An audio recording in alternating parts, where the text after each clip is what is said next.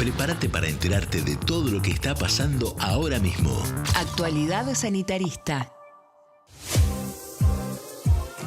Y para prepararnos mejor en esta actualidad sanitarista, en la actualidad de la República Argentina, siendo las 15:30, le vamos a dar un fuerte aplauso, lo vamos a recibir con un fuerte aplauso a este nuevo integrante de esta hermosa familia disfuncional que tenemos aquí en Mundo Sanitarista, a Ale Franco. Hola compañeros, muchas gracias. La verdad que un gusto, un honor, un placer y un desafío también estar a la altura de este gran programa. Bienvenido, nos encanta tenerte acá. Y también nos encanta Ale, tenerte a vos, Meribani. Ay, gracias. A vos. A veces dudo. Arre, no, mentira. No seas insegura. No, sí. Amo. Yo también amo estar acá y muchas gracias a ustedes también. Muy bien. Ale, ¿te parece si comenzamos hablando un poco sobre, lo más actual que ha sucedido en la República Argentina con respecto a movilizaciones? Por ejemplo, lo de ayer. Y mira, estoy con el matecito a los gobernadores de la provincia de Buenos Aires, donde el secretario de Política Universitaria, subsecretario decía que nadie toma mate a las 11 de la noche. Bueno, Como se nota que nunca se queda estudiando toda la noche, ¿no? Nosotros que preparamos los finales. Esos verdes horribles, te quedás- ¿viste? Que te Lavado. pasan esas cosas que decís. Arrancás. Lavado aparte, ¿viste? Ya. Aparte para aliviar el hambre, como se nota Sí, que tampoco sí, nunca sí. pasó hambre. Nunca les tiró. Nunca les tiró. Pero bueno. Pero bueno, realidades diferentes en este país que cada vez está más distópico, ¿no? Cada vez está más distópico y a la vez parece que el escudo antibalas y la cúpula de hierro tuvo fisuras, digamos. Le entró la bala a Milei. Le entró la bala a este gobierno acerca de su defensa férrea cual emperador de lo que había que hacer y lo que no había que hacer. El pueblo organizado salió a la calle, marchó y dijo: los diputados deben acatar lo que dice el pueblo. Y así fue. Porque la ley de financiamiento universitario finalmente salió, digamos. ¿Salió en qué sentido? Salió en que se tiró el veto para atrás, pero ahora falta que la otra cámara, la Cámara Alta, lo trate y referende o no el veto del presidente, digamos. El 2 de octubre, ¿no? El 2 de octubre. Va a tratar la Cámara del Senado. El 2 de octubre, hoy la Cámara del Senado estaba tratando también otra batalla para el gobierno, que son los ATN, que es la guita discrecional. Lo están que tratando ahora. Ahora Viste que estaba se votaba en cerca sesión. de las 16. Exactamente. Pero bueno, lo que nos atañe a nosotros, que es la gran marcha universitaria, que es la tercera esta, digamos, nosotros venimos de dos marchas anteriores, el año pasado, que viene todo, digo, para sintetizar un poquito y para poner un origen en algún lado. Muy bien. Cuando asume Milei en el 2023, en diciembre, el 2024 nos encuentra sin presupuesto. Digo, sin presupuesto en términos de nación. Y de ahí para abajo. ¿Qué quiere decir no tener presupuesto? Porque esto se habló mucho también, ¿no? No hay presupuesto, no le votaron el presupuesto, alargamos el presupuesto del año pasado. La cuestión es que un presupuesto a vos te da cuánta guita tengo, cuánta guita entra, cuánta guita sale, cuánto tengo que repartir a los lugares donde el funcionamiento de un Estado y una nación es óptimo. ¿Para quién? ¿No? Entonces digo, todas esas preguntas nos desenmascaran el verdadero plan de este gobierno, ¿no es cierto? ¿Qué descubrimos? El verdadero plan de este gobierno es ajustar todo lo que de ello sea para la sociedad. Entonces, digo, Milei protesta y el Estado Nacional protesta por el veto por la ley de presupuesto universitario, pero 1.5 puntos del PBI fue para no es rollover, pero sí es para los intereses De la deuda. de la deuda en pesos que el Tesoro contrajo del Central. Es decir, el rulo de guita de intereses representa 1.5 del PBI. Y el presupuesto universitario, para que tengan una idea de la guita que estamos hablando, es el 0.1. Esa es la distancia que hay entre una cosa y la otra. ¿Qué quiere decir el presupuesto universitario? ¿Qué pide las universidades nacionales? Lo que piden es, tengamos un presupuesto que nos dé una certeza de cómo va a funcionar la universidad y qué cosas hacemos.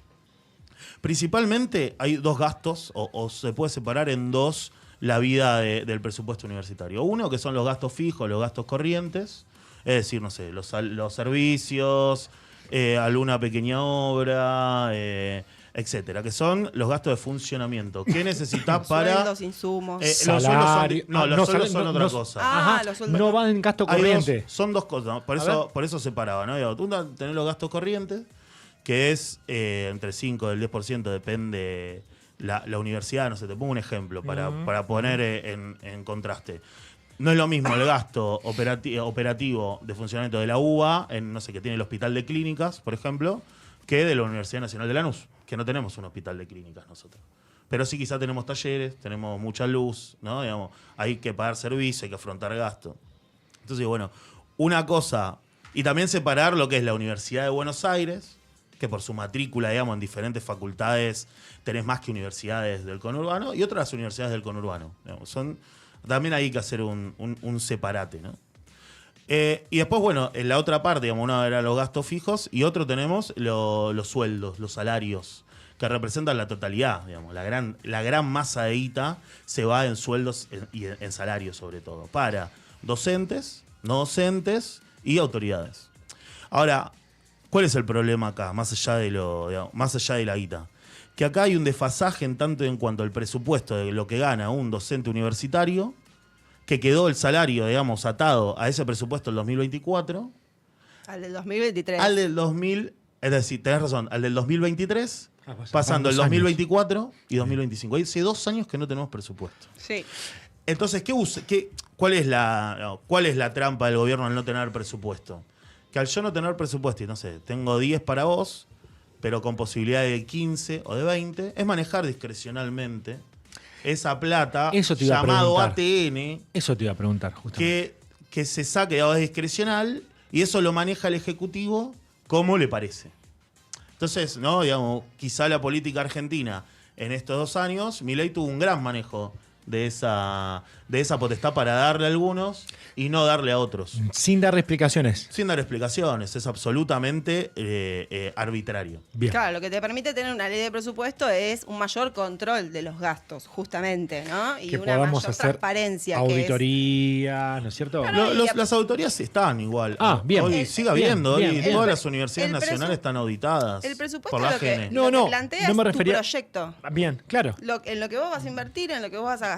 ¿Qué vas a hacer, qué viejo, fondos con tenés. la plata? ¿No es Claro, cierto? al tenerlo congelado y estar con la prórroga de la prórroga, lo que le da es mayor discrecionalidad y hay menos control por parte del Congreso. Pero no tiene nada que ver con las auditorías. Sí, y al interior de la universidad vos tenés, no sé, docentes. Hoy, por ejemplo, la realidad de un docente con asignación completa, digamos que son creo que 48 horas semanales, lo máximo que puede tener un docente universitario, con lo que eso lleva a formar un docente universitario, con el tiempo que lleva, tenés en un palo 2. Digamos, cuando en el mercado algunos laburos formales, digamos, tenés arriba de un palo 4, un palo 5, ¿no? Entonces digo, dentro de la formalidad, los docentes universitarios, yo diría que los docentes en general, ¿no? Pero digo, los docentes universitarios tienen un salario muy miserable. Y ni hablar de los no docentes. Digamos, los no docentes, que son los trabajadores de la universidad, yo acá tengo un documento que sacó el CIN, más del 70% de los trabajadores universitarios perciben ingresos por debajo de la línea de la pobreza.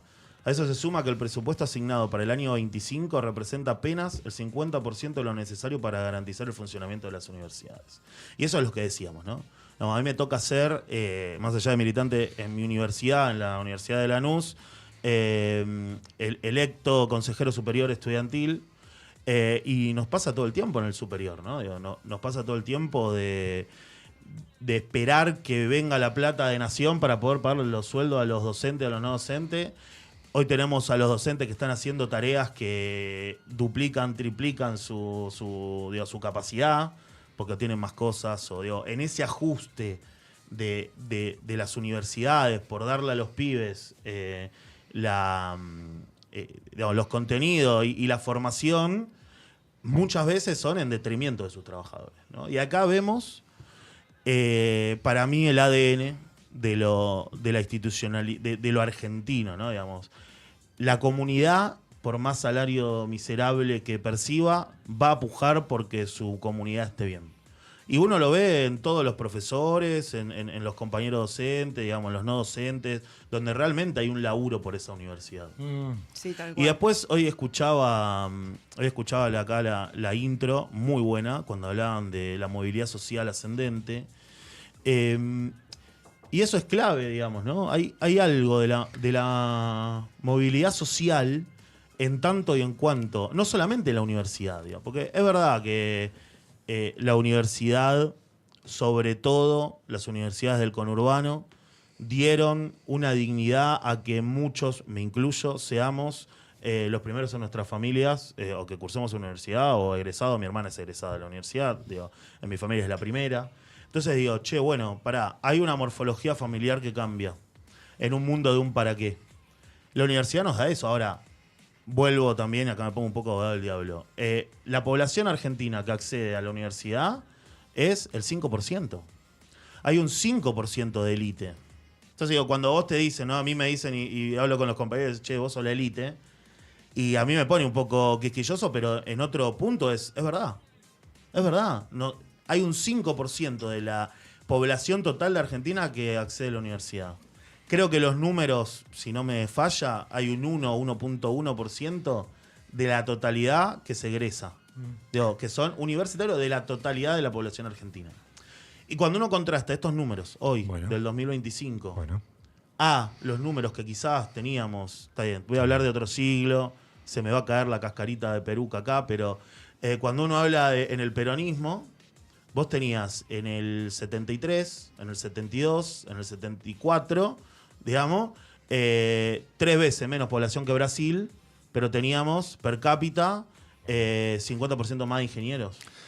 Teníamos una población mejor calificada y tecnificada. Bueno, pero y una cosa más, sí, y después te dejo.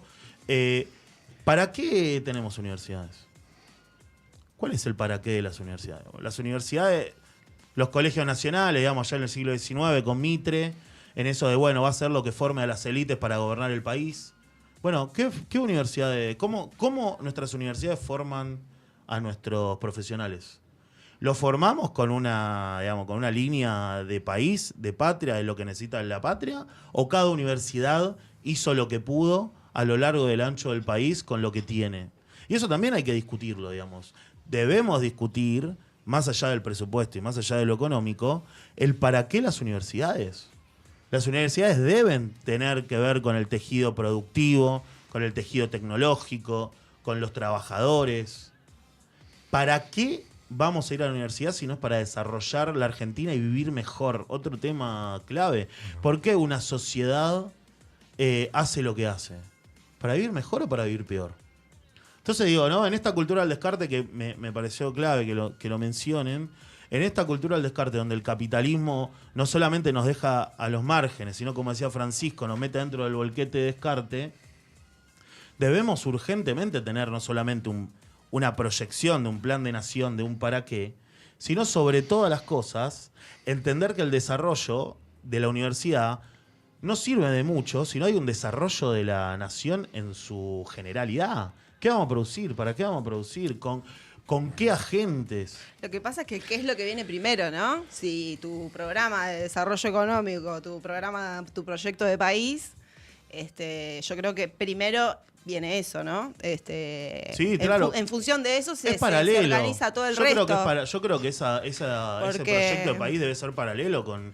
Digamos, es parte de la universidad para desarrollar ese modelo de país, pero también son clave las pymes, clave de las industrias.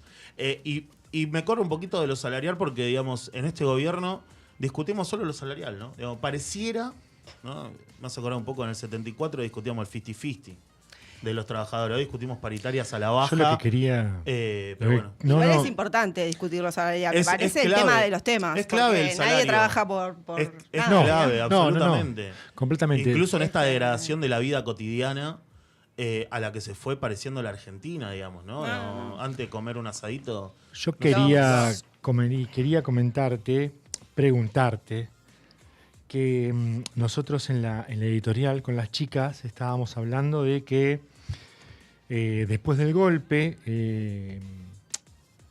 los compañeros de la CGT esperando a Lonardi se encuentran con Arturo Rial. El de los barrenderos, ¿no? Exacto. No, está bien el spoiler, pues ya lo hicimos, donde menciona que les menciona a los dirigentes de la CGT, les dice, tengan en cuenta, tengan en claro que esto que hicimos, o sea, los 300 muertos en el 16 de junio, las amenazas del 16 de septiembre, el bombardeo 21 de septiembre en Mar del Plata, bueno, todo eso es para que el hijo del barrendero siga siendo barrendero. Sí. Explica un poco, Sí, quizá, sin duda. por qué, Obvio. frente a semejante idea, semejante embate, que es, no hay más universidades públicas acá, macho, y coincide con la idea de hoy de esta diputada de La Libertad Avanza, que dice que los hijos de los argentinos no tienen derecho a atenderse en el Garrahan. ¿De No. dónde sacaron eso ustedes? Bueno, van de la mano. Sí, Por sí. eso ellos invierten la ecuación y se basan sobre esos fracasos de los que recién estábamos hablando, que vos decís, bueno, se recibe solo un 5%, o estas cifras que decías vos del fracaso que Pero es que un fracaso. veníamos. Es un fracaso si Bueno, entendemos el podríamos contexto. mejorarlo, pero lo que Claro. ellos proponen es, ellos dicen, no, la culpa es de esto, entonces lo que hay que hacer es eliminarlo, Sí, desfinanciémoslo lo que- y borrémoslo del mapa. Es que ahí está Me parece que habría que, digamos, reconjugar la ecuación para que nos dé. Lo Total. importante es un proyecto de país y un proyecto económico que funcione. Y a partir de eso, todas las demás variables empiezan a funcionar. Porque con los derechos de los trabajadores pasa lo mismo. Nos quieren culpar que por aumentar derechos laborales surgen las crisis económicas. Sí, es al suben los revés. costos, es Es al por revés. las crisis laborales, es por las crisis económicas Por aquí que se pasó reducen los derechos laborales. Damián Descalzo, Gran en compañero. donde gran compañero, le mandamos un Da gran un abrazo. posgrado en la Universidad Nacional de Lanús. Que ¿Por qué- bueno, eso también. ¿Por qué no lo traes? Bueno, obvio, arreglemos, hablemos para traigámoslo. otro compañero. Porque a mí Digo, me- una cosa que agrego ahí en términos de los grados, de los posgrados, no sé, por ejemplo, la Universidad de Lanús, perdón que soy autorreferencial, pero No, está bien. No, está muy bien la que- carrera de grado, nosotros, carrera de grado y posgrado y especializaciones es absolutamente gratuita. Yo no sé si pasa en alguna universidad de la Argentina y del mundo, seguro que no, Que los posgrados pero sean que los gratuitos. posgrados sean gratuitos. Digo, entonces, che, bueno, pará, hay una formación, hay una oferta académica en tanto y en cuanto la formación de los pibes, la formación de los estudiantes. Hay incluso también un deseo de todas las universidades para que Sí, eso sí. pase. Lo que yo decía del salario y que no se me tome a mal, ¿no? Digo, es muy importante el salario. Quizás este gobierno lo que principalmente pegó es en el salario, como plan de gobierno, ajustar el salario y que nuestras reivindicaciones sean por el salario, cuando en realidad deben ser por todo, ¿no? Digamos. Y sobre todo por los temas de fondo de ese salario. Digo, un par de cosas más acerca de la ley del financiamiento universitario, porque también hubo un mito esto que decía Milei, que no se sabe dónde. Hoy Adorni salió y dijo... ¿Habló? Porque hace rato que no hablaba. Sí, Hoy Adorni habló acerca guardado. de cuánto costaría en términos reales esta bien. ley de financiamiento Sí, universitario sí. y dijo, bueno, estos son 66.000 empleados públicos menos, esto es que los diputados no cobren el sueldo 4 meses, esto Que es, ¿no? Bla, bla, Planes bla, bla. sociales, eliminar los Planes sociales, los subsidios a la luz y al gas, Sí, sí, sí. eliminarlos todos por completo. Digo, no, bueno, che, sobre este manto del terror, lo que hay que leer primero es qué propone la ley. Y la ley lo que propone es un fondo, la tengo acá. Dice, la iniciativa también contempla convocatoria. Uno de los aspectos centrales del texto es la creación de una asignación específica de fondos denominada proposición universitaria. Y que se ajuste por inflación. Proporción universitaria, calculada en base al último presupuesto aprobado por el Congreso y aplicada sobre los ingresos nacionales por coparticipación federal, teniendo en cuenta la inflación. Lo único que Entonces se digo, piden che, es que se bueno, actualice por la inflación.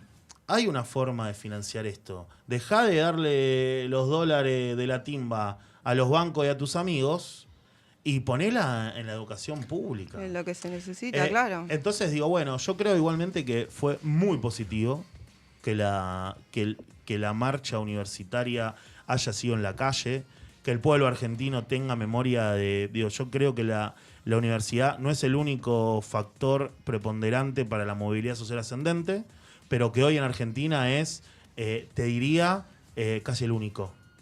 ¿No? En este mundo que nos quieren venir a decir que, no, bueno, pero que no termina secundaria gana 10.000 dólares por mes y las estafas piramidales y el sálvese quien pueda. Bueno, no, pará. Hay un mundo donde Argentina puede incluirse con mano tecnificada, con pibes que quieren hacer cosas, con un deseo de mejorar. Es casi el único lugar donde el dinero no es el condicionante entre los vínculos. Te iguala, por lo menos. No, y además que el dinero no sea el condicionante también fomenta a que haya un espíritu crítico, ¿no? La universidad nos enseña a formar gente que piensa más allá de los intereses económicos que puedan llegar a existir en un intercambio económico. En una facultad privada vos pagás y aprobás, ¿no? En la universidad pública no es que pagás y aprobás. Le vamos a dar un fuerte aplauso a Ale por su primer columna aquí en Actualidad. Muchísimas gracias, compañeros. Y vamos a pasar rápidamente con mucho ritmo, color y primavera a Mary Ibáñez. Igual yo para sumar también quería decir que 1 de cada 5 docentes trabaja en ¿1 de cada Uber. 5? 1 de cada 5 docentes trabaja en bien. Uber, Rappi y Babón para Bien. poder llegar a fin de mes. Los docentes perdieron un 50% de su salario en términos reales desde diciembre del 2023 para acá. Esto según un relevamiento de la Universidad Arturo Jaureche. De la FMS Varela. Que reveló que el 20% de los docentes de esa institución está obligado a realizar trabajos que no están vinculados a su profesión. Y además tampoco pueden hacer cursos de formación como los venían haciendo antes, ¿no? De perfeccionamiento. Tuvieron que abandonar esas cosas para ocuparse de hacer changas ahora y a tener otro tipo de empleos que les rindan más para poder llegar a fin de mes. Además de dar clases en la universidad. Aporto un dato ahí. Desde el diciembre de 2003 ha generado un desfasaje del 134%. Sí, claro, tal cual. Con respecto al salario de los trabajadores docentes. Una pérdida del 134%. Tal cual. Habría que ver cuál ha sido la nuestra, de la de los sanitaristas, y me interesaría muchísimo, porque tengo un montón de compañeros que le veo los estados de WhatsApp, que están vendiendo cosas, que se nota que son todas importaciones, son pequeñas pymes. Tengo compañeros que del trabajo a la planta depuradora se van, y mientras se van son Uber. Total. De modo que estaría muy bueno eso, y no te interrumpo más. Saber cuál es el nuestro, cuál es nuestro índice.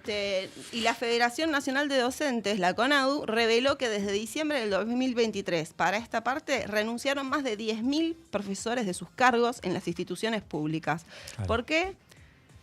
Porque no les alcanza el sueldo para sostenerse ni a sí mismo ni a sus familias, que en definitiva es para lo que uno trabaja, ¿no? Porque uno trabaja por el salario. En por una eso, columna que hiciste decías lo mismo de los trabajadores de Garrahan. Dicen dicen que para encontrar registros similares hay que remontarse a la época de Onganía, donde había una fuerte persecución La fuga de cerebros. a los docentes universitarios.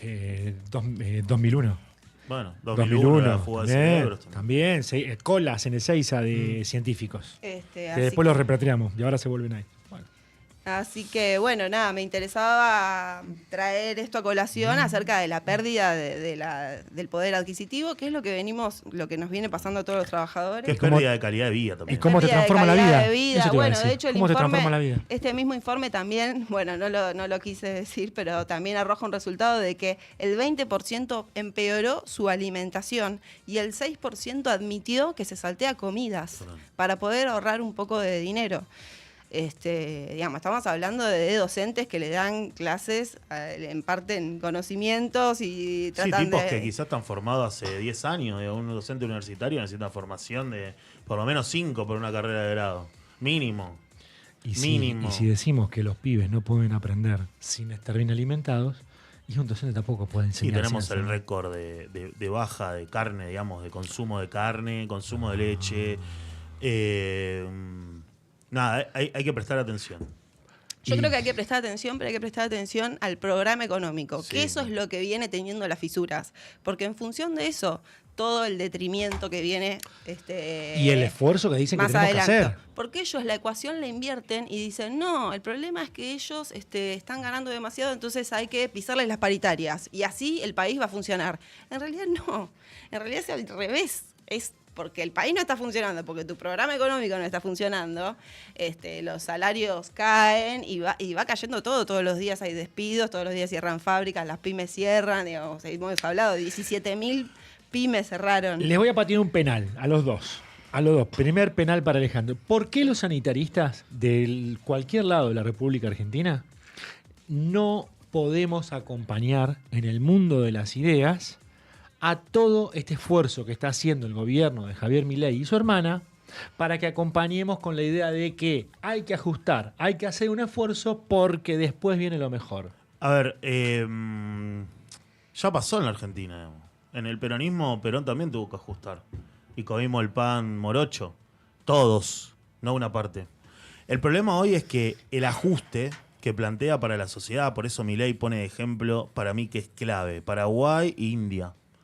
Son dos países macroeconómicamente estables, uno es una potencia mundial, India tiene 1.300 millones de habitantes. Ahora, ¿para qué el ajuste? ¿El ajuste en función de qué? De mejorar qué cosa. Pues esa es la pregunta, digamos. Está bien, yo me ajusto. Pero uno en su casa, ahorra, ¿no? Quiero cambiar el auto. Ahora parece ciencia ficción esto, ¿no? Pero quiero cambiar el auto. Bueno, me voy a ajustar. Me voy a ajustar, no sé, 6 meses, 8 meses, un año, y al año me compro el autito. Pero bueno, hay un esfuerzo de ese ajuste para poder tener un beneficio, para poder tener algo mejor, para escalar. Entonces bueno, lo que nos plantea Milei acá es una trampa y es una poría, porque esto que dice que vamos a mejorar nunca llega, nunca llega y nunca va a llegar. ¿Por qué? Porque el plan económico, como bien decía Mary, el plan económico de este gobierno es a la India. Sin el desarrollo nuclear de India, ¿no? Sino con la sociedad hindú. Una sociedad aplacada por las castas, donde el 85% vive en condiciones de miseria absoluta y donde un pequeño porcentaje de la población vive con beneficios del sistema y con proposición hacia adelante de mejora. Pero es una casta. No, y la real hecho, casta. A todo esto, ¿cómo venimos con riesgo país, ponele? ¿Tenés claro, algo de eso es lo que iba a decir, que tanto esfuerzo que estamos haciendo y igualmente no le están cerrando las cuentas hoy el dólar y se los fue a mercados 1500, ya le están soltando las manos. 1520. El dólar se fue a 1500, el riesgo país está en 1500. Se viene cayeron Winnie Houston las en cualquier acciones, momento. Un 20% cayeron los bonos. Sí, bueno, el Merval sigue cayendo. Me parece que ahí ya hay una cuestión. Compra campeón, diría. Comprar campeón hace 2 meses, lo decían. Pero hay escúchame, que también ver ¿te las acordás lo que fue ese responsabilidades? programa después de los dichos de él? Sí, tal cual. Pasa que el problema ahí es el gobierno hizo todo mal, incluso en su plan económico. Vos querías ¿Qué juntar eso es lo que dólares. está fallando? El plan económico. No juntó dólares cuando. Porque a ver, yo creo que el plan económico tampoco funciona. Pero si hubiera hecho quizás algunos ajustes de este plan económico, hubiera llegado, no te digo a octubre, hubiera llegado al año que viene. No compró dólares ni siquiera ni en el piso de la banda, ni en la banda, ni en ningún lado. Está saliendo recién ahora a quemar los pocos dólares que tiene, que son del crédito del Fondo Monetario Internacional, que son 15.000 palos. Los está quemando en bajar la brecha, en bajar el dólar. No que tiene es un una modelo de especulación. producción de dólares. Bueno, Sí, no hay, generación totalmente. de Tienen dólares. buena gente de campaña. Los que tienen los porque están el fondo fugando. Yo creo como que gente de campaña. les entró la bala. ¿Tuvimos aumento de combustibles y nadie dijo nada? Tuvimos aumento de combustibles y Y nadie dijo nada. Hubieron 5 aumentos de combustible en menos de 2 semanas.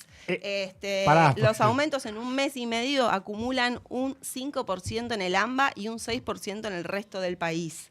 Los incrementos, además, dejaron de ser comunicados luego de que el gobierno derogara la obligación de las empresas de informar los aumentos a través de la resolución 717 de este año.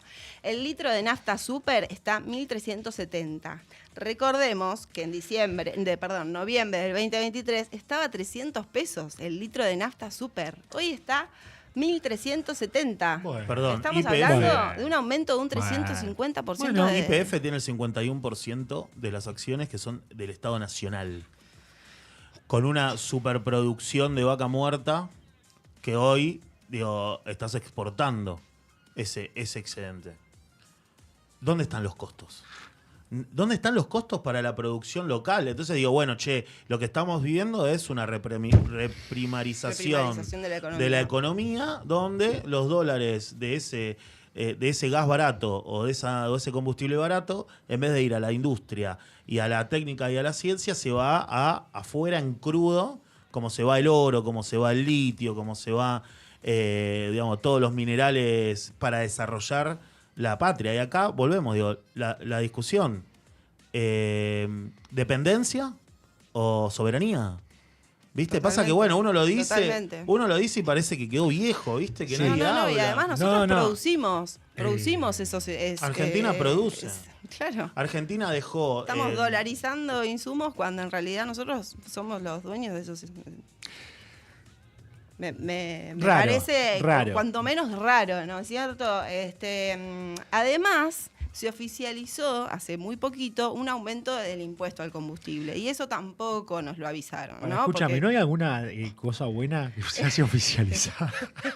se oficializó el Bien. aumento de los impuestos al combustible, Bien. que es un 0,8%, y si bien ese porcentaje es pequeño, a escala es un montón de plata, son miles de millones de pesos, que repercuten en transporte, producción y precio de bienes en general. O sea, es algo que después va a repercutir en la aumenta el economía y en combustible, la Mary, inflación, en todo. inevitablemente, claro. ¿Sí? Ahora, ese impuesto al combustible, ¿sabes a qué va destinado por ley? A obras de infraestructura y mantenimiento vial. ¿Sí? Es un rubro que está totalmente estancado, está totalmente cancelado. paralizado. Creo que también se disolvió el fideicomiso ese, ¿no? Claro, por lo disolvieron. cual vienen recaudando miles de millones mientras las rutas solo empeoran y los siniestros viales se duplicaron respecto del año 2023. Ejemplo de esto es el emblemático de la Ruta 3, que cruza la provincia de Buenos Aires y se extiende hasta la Patagonia. En el centro de la provincia, los bonaerenses vienen creciendo grupos de autoconvocados en el reclamo por el mantenimiento y el avance de la construcción de la autopista que había arrancado el gobierno anterior desde Monte hasta Las Flores. Claro, está bien. Los gobernadores vienen reclamando Bien. justamente porque esta obra se encuentra totalmente paralizada y de hecho se vienen preguntando a dónde está yendo este dinero que está destinado a esta política pública de mantenimiento vial y de mejora de las rutas y está totalmente paralizada desde Yo no sé hace 2 años. ¿dónde va todo ese dinero? Pero sí, el 3% es casi seguro que sí. El 3% según Puede ser. Catalina. A todo esto se le agrega algo que agrava aún más la situación, porque hace unos días, por Federico Sturzenegger, se permitió que los camiones bitrenes circulen por todo el país, algo que hasta el momento estaba Restringido por el gran porte. Claro. Solo a ciertas rutas Total. que eran las que estaban como más adecuadas a soportar. Ahora pueden circular por todo el país, lo cual eso empeoraría la situación de las rutas, que además ya están, digamos, sin mantenimiento. Total, agrego una cosa, eso también en perspectiva histórica con el desfinanciamiento y la destrucción de los ferrocarriles. Entonces digo, no solamente los ferrocarriles, sino también la ruta en este país que es terriblemente largo y ancho. Sí. Y bueno, nada, me parecía interesante traer este dato de aumento del impuesto a los combustibles, del aumento de los combustibles que se dieron 5 en menos de 2 semanas, y en contraposición también con esa, digamos, polémica que se abrió, no sé si ustedes estuvieron al tanto de la polémica que se abrió después de la victoria de Axel Kicillof. El lunes sacan una disposición en la provincia de Buenos Aires para incorporar a las billeteras virtuales al sistema de percepción de regímenes de impuestos de ingresos brutos, ¿sí? Claro, es del ARBA. Sí. Y hubo casi como en cadena nacional, tanto en Carajo como Feynman, muchos medios de comunicación diciendo un nuevo impuesto, gana Kicillof y ya te meten un nuevo impuesto. Ahora, de esto no dijeron nada, pero en realidad no era un nuevo impuesto, sino que era solo actualizar la forma de recaudación de la provincia de Buenos Aires, que ya lo tienen en 19 jurisdicciones del país. O sea, Buenos Aires estaba sumando algo que ya habían hecho 19 provincias. Vamos a continuar, lo vas a seguir a esto porque está muy interesante, porque aparte están haciendo... Galperín ha puesto... Galperín también. En todos lados ha puesto para que se empiecen a quejar, porque Galperín se nota también, muchísimo. Se sí. nota muchísimo. ¿Estamos bien? Sí. Bueno, nada. Estamos cerrando con un aplauso para Mary Ibáñez, como todos los jueves aquí, y para Ale Franco también. Vamos a un tema musical y enseguida quédense porque tenemos una entrevista con un secretario general.